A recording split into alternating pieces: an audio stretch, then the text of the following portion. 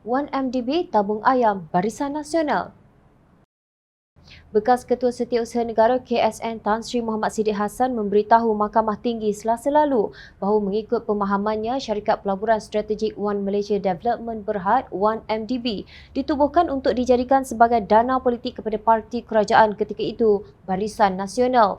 Saksi ke-19 pendakwaan tersebut berkata beliau mendapat tahu mengenai isu berkaitan 1MDB melalui media massa berhubung dakwaan salah guna dana dan mengetahui ada penyiasatan oleh Suruhanjaya Pencegahan Rasuah Malaysia SPRM. Namun saya tidak pernah diberi taklimat atau diberitahu secara lanjut apakah butiran penyiasatan ke atas 1MDB ini, katanya. Menurut beliau, Datuk Seri Najib Razak selaku Perdana Menteri ketika itu juga tidak pernah memberitahunya terdapat isu dalam 1MDB walaupun beliau dilantik menjadi seorang daripada ahli lembaga penasihat 1MDB.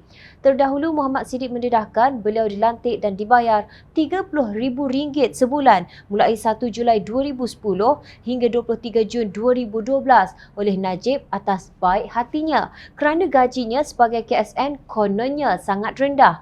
Gaji beliau sebagai KSN ialah RM29,125 sebulan. Selepas bersara, beliau terus menerima RM10,000 sebulan mulai Januari 2013 hingga Jun 2015. Pada Rabu pula, Muhammad Siddiq berkata 1MDB ditubuhkan untuk dijadikan dana politik bagi Barisan Nasional.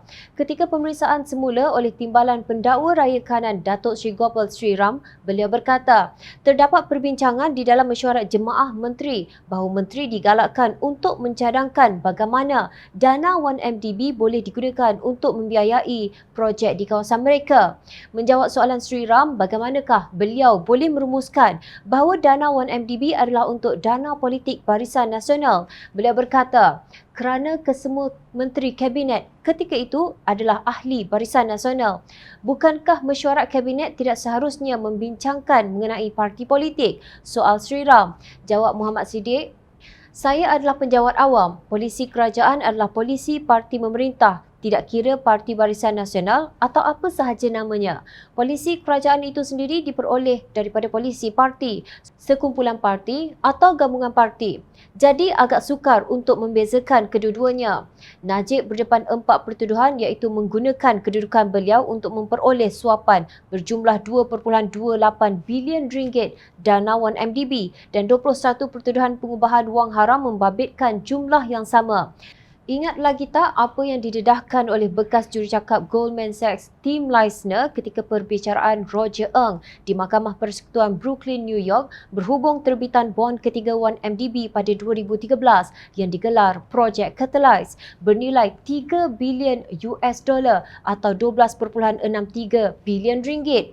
Dalam keterangan bersumpahnya, Tim Leissner berkata Low Tech Joe atau Jolo memberitahu bahawa dirinya dan Roger Ng tidak akan mendapat sebahagian daripada sogokan seperti dalam 2 terbitan dahulu berjumlah $3.5 bilion bernama Projek Magnolia dan Projek Maximus menurut laporan The Bloomberg. Sebaliknya, Leissner mendedahkan bahawa terbitan bond Projek Catalyze itu digunakan untuk membantu Barisan Nasional memenangi pilihan raya umum ke-13 PRU 13.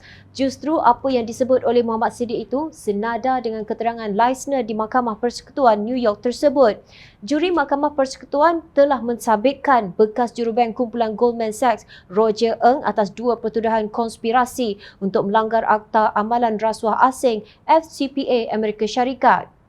Keputusan hari ini adalah kemenangan bukan sahaja untuk kedaulatan undang-undang tetapi juga untuk rakyat Malaysia, kata Brian Peace, peguam pihak pendakwaan New York dalam satu sidang media.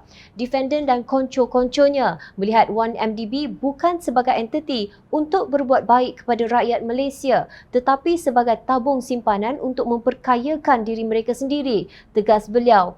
Roger Ng didapati bersalah menggelapkan wang $35 juta daripada dana 1MDB dan merasuah pegawai Malaysia dan Abu Dhabi untuk memenangi perniagaan bagi Goldman Sachs.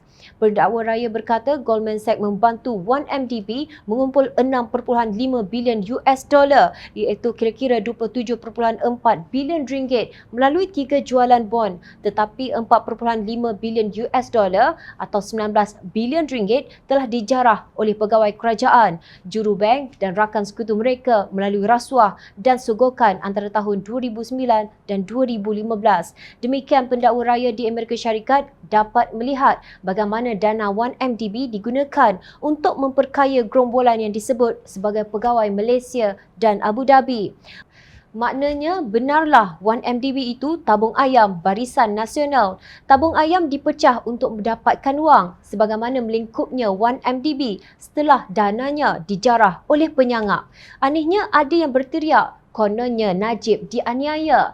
Takkan bekas KSN pun menganiaya Najib?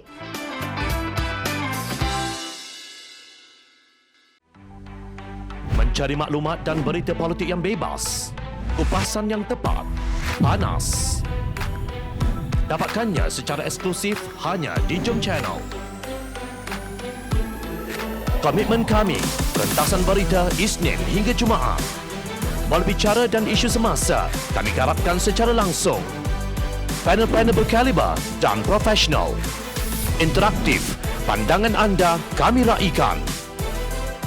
Jangan lupa bersama kami di setiap hujung minggu dalam edisi khas mingguan. Jom Channel, moving forward, sharing a new experience.